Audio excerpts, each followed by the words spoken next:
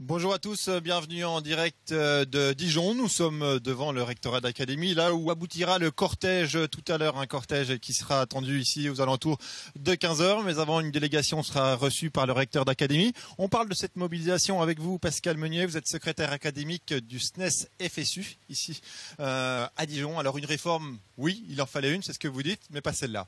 Oui, on est absolument favorable à une réforme des collèges parce qu'on sait qu'il y a beaucoup d'élèves qui sont en difficulté et qui ne réussissent pas au collège. Et donc on est pour effectivement une réforme.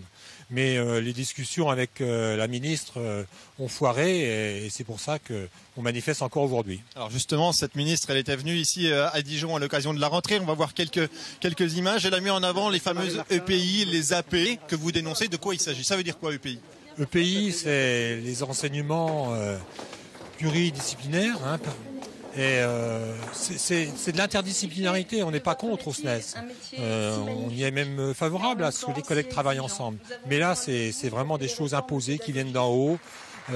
C'est mal cadré et donc vraiment c'est quelque chose qu'il faut revoir absolument. Quand vous dites c'est mal cadré, c'est surtout mal cadré parce que ça vient en contradiction avec les disciplines traditionnelles et sur le temps de travail de ces disciplines, comment ça va se passer? C'est ça, par exemple en mathématiques sur un horaire de 3h30, eh bien, il y a une heure où on va travailler autre chose avec le professeur de lettres ou le professeur d'art plastique. Donc ça ampute nos horaires disciplinaires et ça on n'en veut pas. Voilà. Voilà, et d'autant plus que les chefs d'établissement vont avoir plus d'autonomie pour choisir auprès de quelle discipline, dans quelle discipline on va taper, entre guillemets. Oui, c'est ça. Le rôle des chefs d'établissement va être accru dans cette réforme.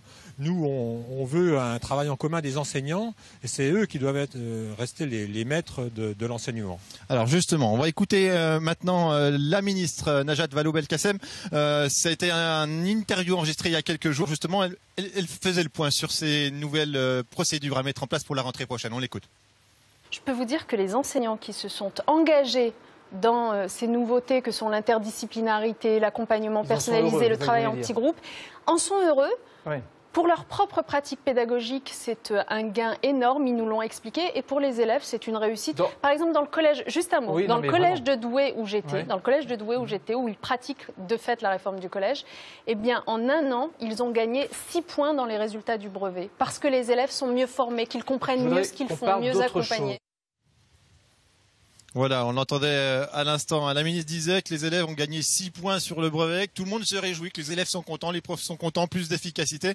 Romain Morla, vous êtes professeur de sciences physiques à Mâcon, vous en pensez quoi? Bonjour. Écoutez, si la ministre le dit, c'est que c'est formidable finalement. Moi, je me mets un petit peu à sa place. Elle a envie de faire la publicité de sa réforme. Elle est d'ailleurs dans cette communication depuis le début, beaucoup plus de communication que de débat de fond. Évidemment, elle va choisir un établissement dans lequel les résultats sont mirifiques pour pouvoir dresser un tableau tout à fait satisfaisant de la mise en place de cette réforme.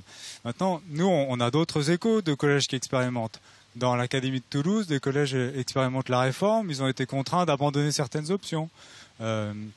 Voilà, si vous voulez, ce qu'on peut dire aussi, c'est que si la réforme était tellement extraordinaire que ça, on n'aurait peut-être pas 46% de collègues en grève aujourd'hui dans notre académie. Alors avec la mise en place de ces fameux EPI, on va taper dans les créneaux horaires donnés aux autres disciplines. Vous, quand on dit que les élèves sont plus contents et qu'ils sont meilleurs et qu'ils ont de meilleurs résultats, vous dites que ça va faire le contraire. Puisqu'on parle des EPI, on peut vraiment essayer de se poser la question de qu'est-ce qui fait ou pas qu'un élève va réussir. Voilà.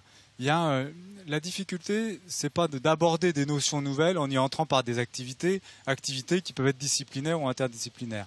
Là, les chercheurs en sciences de l'éducation nous le disent, la difficulté, c'est de réussir à passer de l'activité au savoir et de mémoriser ces savoirs et développer les savoir-faire afférents à certaines disciplines. Nous, au niveau du SNES, on pense que l'enseignement disciplinaire qui est décliné en savoir et savoir-faire, c'est vraiment un gage de réussite des élèves. C'est vraiment ce qui est fondamental, précurseur des démarches d'apprentissage. Voilà, alors vous évoquiez aussi ces disciplines qui sont remises en cause, voire menacées de disparition. On en parle avec vous, Laura Maumessin. Vous êtes professeure de lettres classiques à Dijon.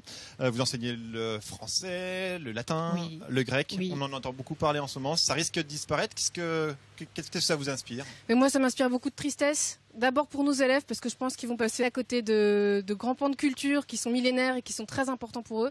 Et surtout, je crois qu'on se trompe quand on dit qu'on est encore rétrograde, qu'on fait les déclinaisons rosa rosa. C'est plus ça du tout.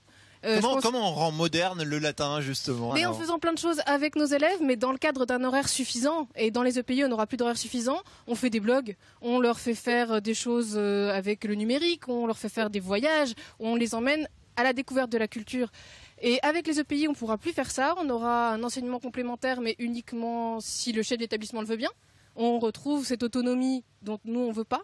Et on va creuser les inégalités, alors que nous, on veut ouvrir la culture à tous. Alors, vous faites du souci forcément pour la qualité de l'enseignement. Oui. Vous faites aussi du souci pour votre avenir personnel? Ben oui, pour le mien, pour ceux des profs d'allemand, avec les classes bilingues qui vont disparaître aussi. Et puis nous, professeurs de lettres classiques, voilà, qu'est-ce qu'on va faire de tout ce que nous a apporté l'école, qui nous a apporté le latin, le grec? Qu'est-ce qu'on va faire de ces savoirs-là? C'est du gâchis, quelque part. Un mot rapidement sur les effectifs. Là aussi, ça n'a pas été évoqué dans ce projet de réforme. Vous le déplorez? Nous, c'est ce qu'on revendique au sein du SNES. On veut des classes à effectifs plus faibles. Et on pense que c'est en pouvant travailler avec moins d'élèves qu'on arrivera à les faire progresser. Et pas avec des EPI qui seront pas forcément positifs pour les élèves les plus en difficulté. Mobilisation cet après-midi un peu partout au niveau national. Vous en attendez quoi? On en attend surtout que les collègues montrent leur mécontentement. On attend aussi d'avoir avec nous les parents d'élèves qui doivent comprendre que cette réforme n'est pas positive pour leurs enfants. Et puis on attend que la ministre revienne sur cette réforme et comprenne que c'est pas que nous on a mal compris la réforme, c'est ce qu'elle veut faire croire, que les enseignants ont mal compris et qu'il faut expliquer encore. Non, on a très bien compris et on n'en veut pas. Voilà une contestation à mettre en place pour que ça ne soit pas appliqué en tant que tel à la rentrée prochaine, hein, c'est bien ça. Merci beaucoup à tous les trois pour vos témoignages. Je rappelle, nouvel appel à la manifestation nationale samedi 10 octobre prochain à Paris contre cette réforme des collèges. Merci.